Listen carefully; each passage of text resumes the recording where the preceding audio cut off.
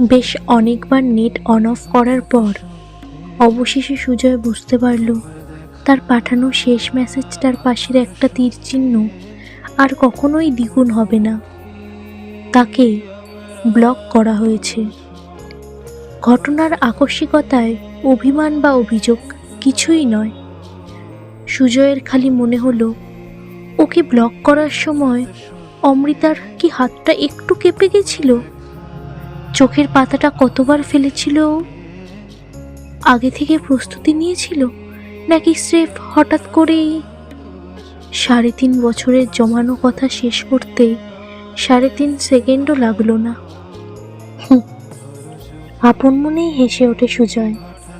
হঠাৎ করেই জানলায় চোখ পড়ে যায়।